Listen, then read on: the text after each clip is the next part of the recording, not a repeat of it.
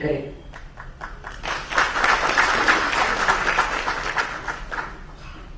आदरणीय प्रधानमंत्री जी, माननीय राज्यपाल जी, वरिष्ठ नेता पवार जी,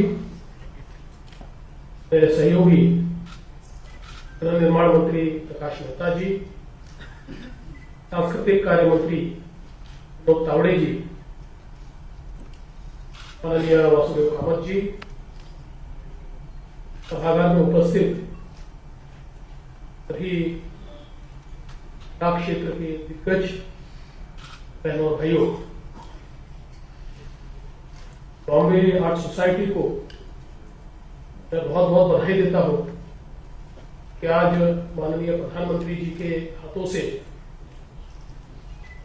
उनके नए आशियाने का उद्घाटन यहां हुआ।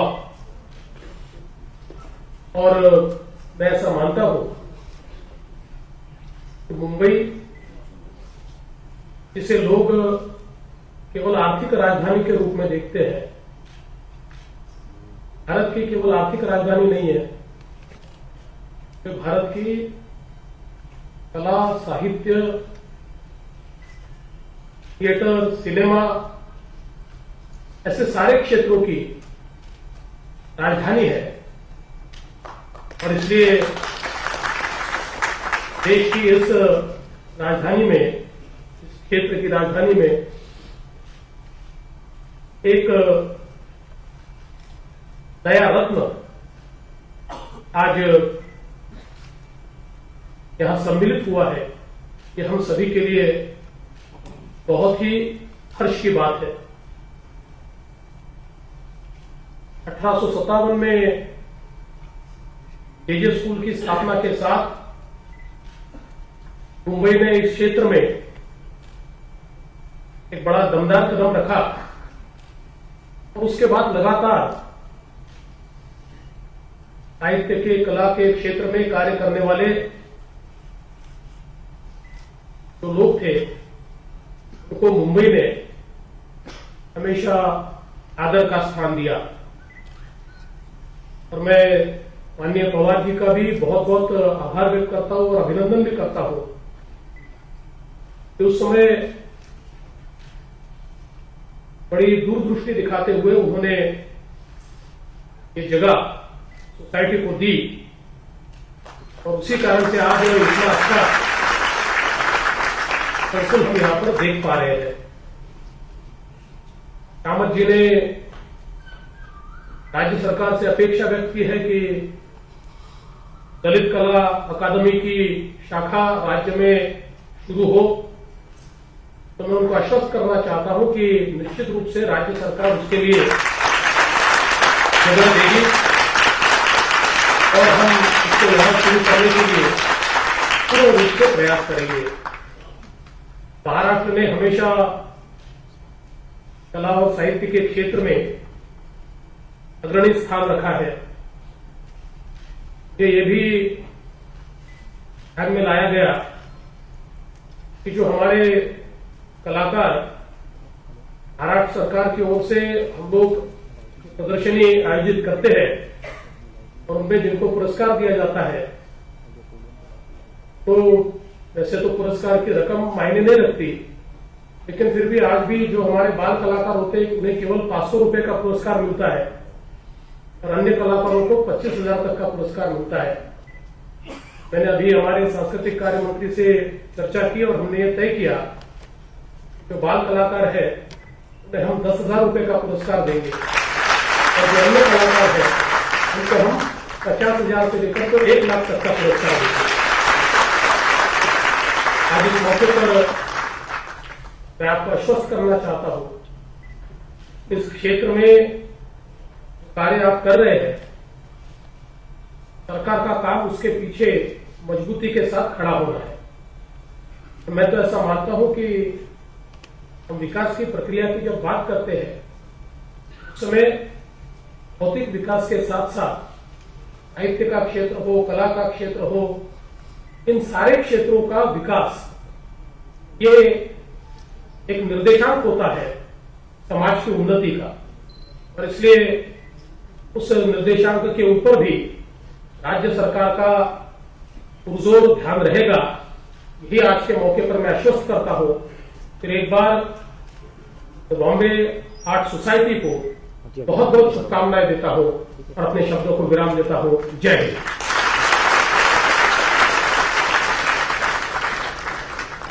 धन्यवाद। आपकी प्रोत्साहना के लिए आभारी है। मैं आदरणीय प्रधानमंत्री श्री नरेंद्र जी मोदी को महोदय से विनती करना चाहूंगी कि वो आज के अवसर पर 2 पुस्तिकाओं का विमोचन करें। एक है the Bombay art society a history and voyage और दूसरी है मास्टर्स ऑफ इंडियन आर्ट। मैं प्रधानमंत्री महोदय से अनुरोध करती हूं कि अपने शुभ हाथों इन 2 ग्रंथों का आप प्रकाशन करें।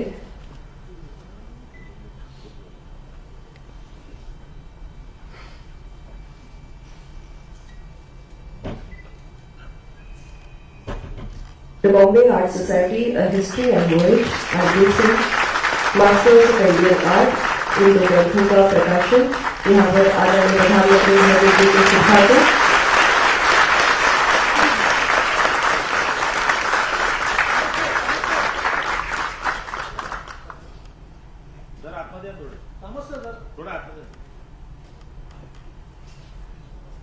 तत्पश्चात वासुदेव कामत जी से निवेदन करूंगी कि वो भारत माता की प्रतिमा जो उन्होंने खुद चितारी है प्रधानमंत्री माननीय नरेंद्र मोदी जी को समर्पित करें। भारतीय शैली द्वारा साकार हुई ये भारत माता की छवि हम सबको प्रेरणा देती रहेगी। माननीय प्रधानमंत्री महोदय से विनती करती हूँ कि वे इसे स्वीकार करें। इसके ठेकेदार है स्वयं वासुदेव जी कामत।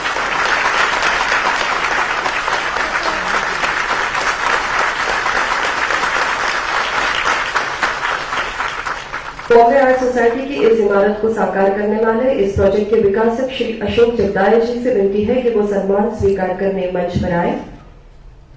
मैं आदरणीय पंतप्रधान मोदी जी से विनती करूंगी कि वो उन्हें सम्मानित करें। इस उपक्रम को कई अंतर्राष्ट्रीय पुरस्कारों से सम्मानित किया गया है, जैसे कि 2015 का international award Los Angeles. Ashok ji जगदाय जी का बहुत बहुत अभिनंदन। धन्यवाद। जिनकी उपस्थिति से आज कला जगत जगमगा उठा है, ऐसे भारत के कला प्रेमी साहित्य प्रेमी प्रधानमंत्री आदरणीय नरेंद्र मोदी जी से विनती करूंगी कि वो आज इस अवसर पर हमें मार्गदर्शन करें।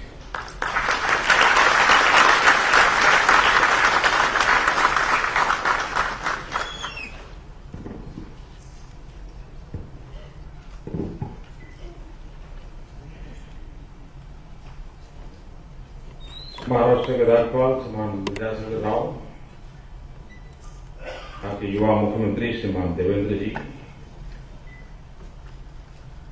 वरिष्ठ नेता श्रीमान शरद पवार जी, प्रकाश मेहता, श्री तावड़े,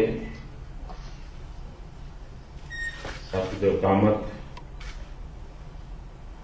उपस्थित सभी कला प्रेमी भाई और बहनों, कुछ समय पहले वासुदेव जी मेरे निवास स्थान पे आए थे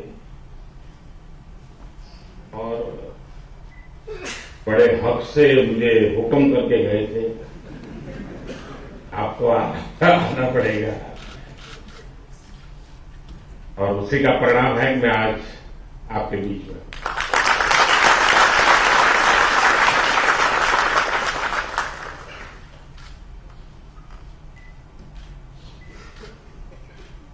बहुत कम ऐसी व्यवस्थाएं होती हैं कि जो 3 शताब्दियों को प्रभावित करती है। आपकी बॉम्बे आर्ट सोसाइटी ने 3 शताब्दियों को प्रभावित किया। 19वीं सदी में आरंभ हुआ, 21वीं सदी तक, और उसका मूल कारण कला की अपनी एक ताकत होती है, कला का अपना एक संदेश होता है। कला के भीतर इतिहास यात्रा करता है।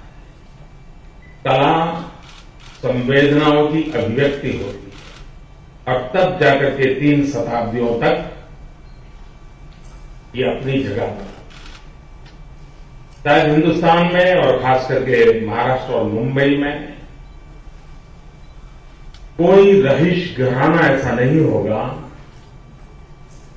जिसकी दीवारों पर कला लटकती न हो।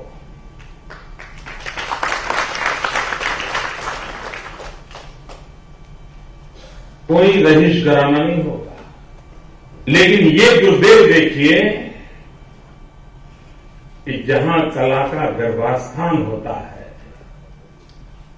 उसे जगह पाने में 125 साल बीत गए।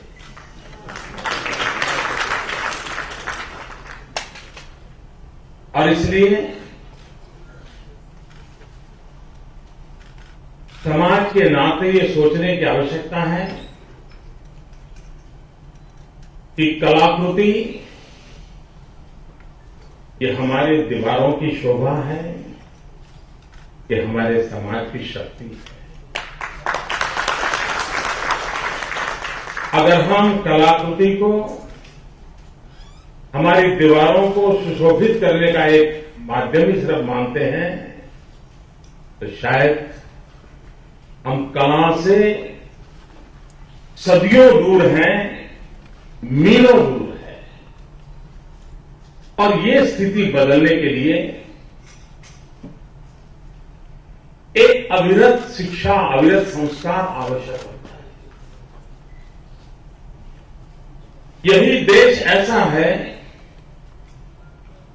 जिसके टेम्पल आर्किटेक्चर, इसकी विशेषता बारीकी से देखें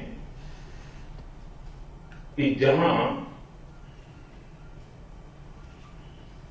ईश्वर का जहां स्थान है, अनिवार्य रूप से वहां कला का स्थान है। हर मंदिर में आपको नृत्य मंडप दिखाई देगा,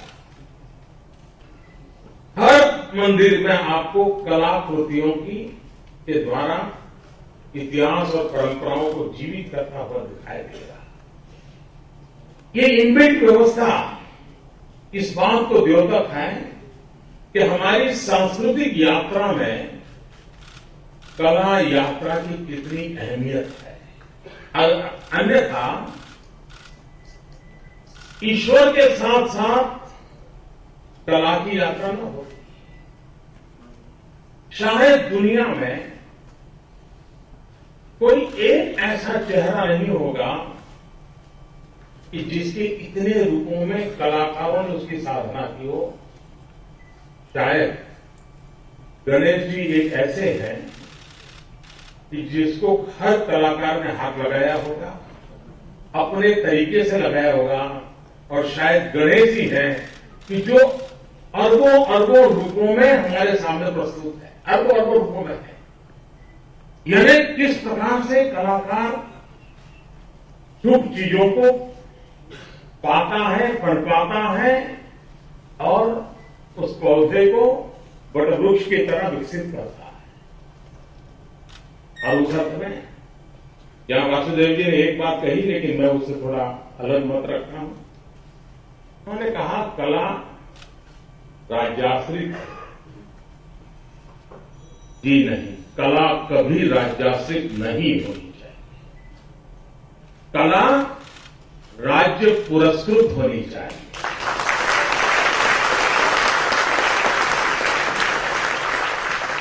कला को न कोई दायरा होना चाहिए, कला को न कोई बंधन होने चाहिए।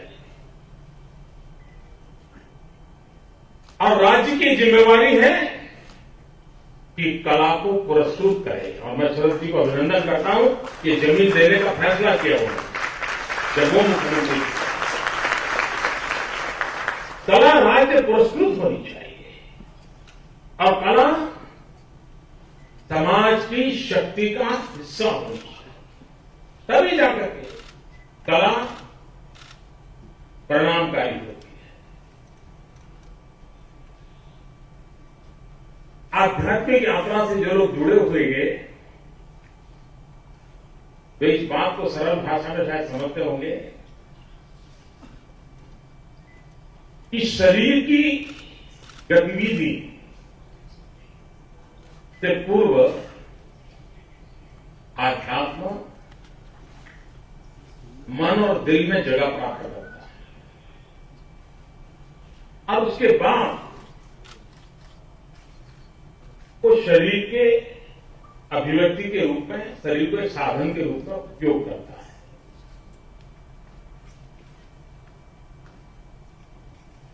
शरीर अध्यात्म के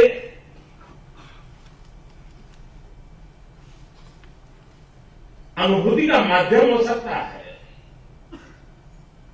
वैसे कला उस पत्थर में नहीं होती है, उस मिट्टी में नहीं होती है, उस कलम में नहीं होती है, उस कैनवास में नहीं होती है। कला उस कलाकार के दिल और दिमाग में पहले अध्यात्म की तरह जन्म लेती है। जब एक कलाकार पत्थर तराशता है तो हमें लगता है वो पत्थर तराशता है, हम पूछते हैं तुम पत्थर तराशते हो कि नहीं, कहता है मैं तो मूर्ति तराश रहा हूं। देखने में कम रखा होता, हमारे लिए वो पत्थर होता है, कलाकार कहता है मैं मूर्ति तराशता हूं, हम कहते हैं तुम पत्थर तराशते हो क्या।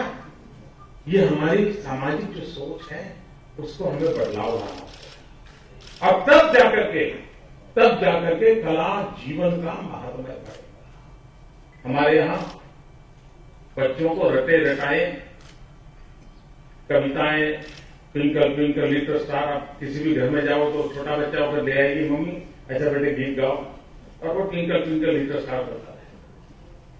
बहुत कम घर हैं जहां मां कहेगी बेटे तुमने कल पेंटिंग बताया था, देखो अंकल आए दिखाओ। ये बहुत कम है। ये बदलाव जरूरी है। उस बालक के अंतर्मन की विकास यात्रा का आधार रटे रटाए शब्दों में नहीं है, उसके भीतर से निकली हुई चीजों से, उसने जो ऊपर नीचे कागज पर पेंटिंग किया है उसमें, और उसने व्यक्ति विकास के अधिष्ठान के रूप में कला एक बहुत बड़ा अहम, यानी संपूर्ण व्यक्तित्व का विकास करने में कला बहुत अनिवार्य होती है। आज टेक्नोलॉजी का युग है, सारी शिक्षा इंजीनियरिंग और टेक्नोलॉजी पर प्रभावित हो रही है। जीवन भी अधिकतम टेक्नोलॉजी से जुड़ा हुआ है, लेकिन हमें ये सजग रूप से प्रयास करना चाहिए कि हम आने वाली पीढ़ियों को इंसान कैसे बना रखे।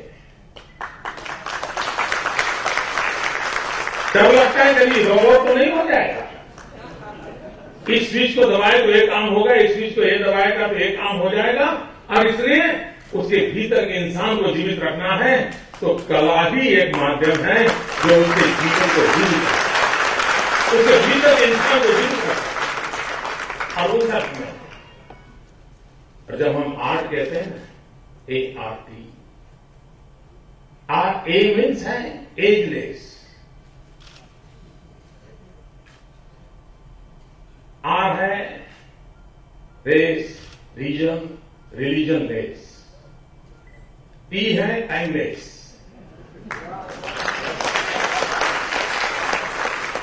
ये आर्ट अनंत की अभिव्यक्ति होती है। अब उस अर्थ में हम इसकी जितनी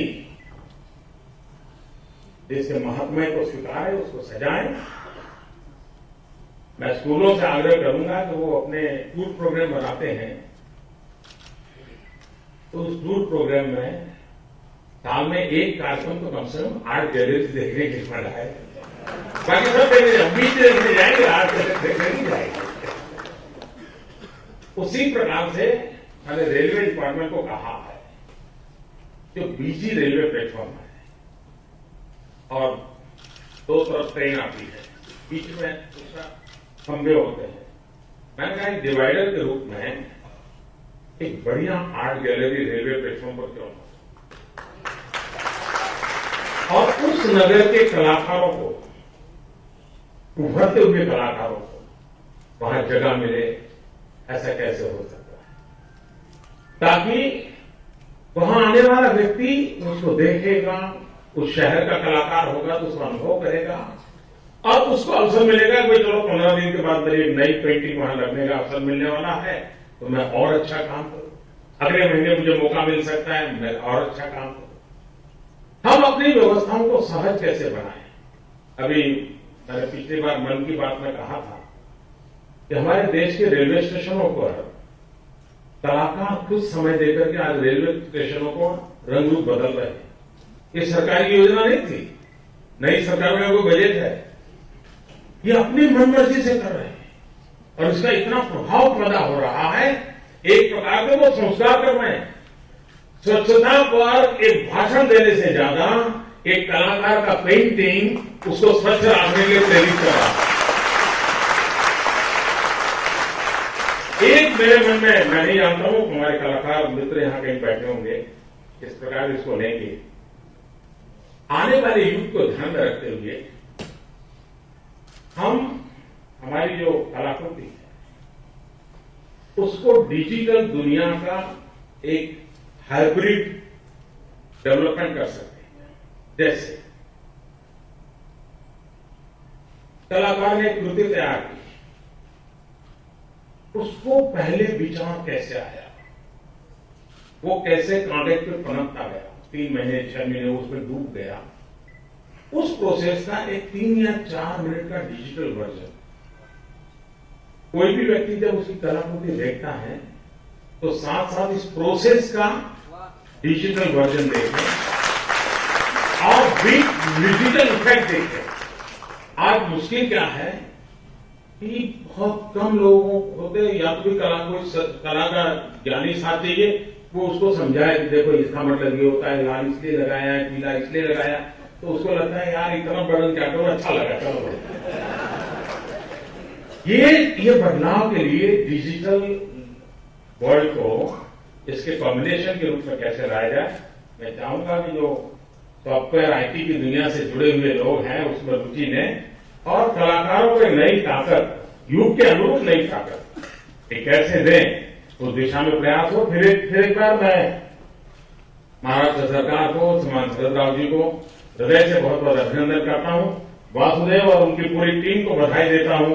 और ये अब कलाकृतियों को जो जगह बहुत मिली, कला का जहां गर्भास्थान होता है उसको जगह मिल गई है और नई चेतना जगेगी। बहुत बहुत शुभकामनाएं।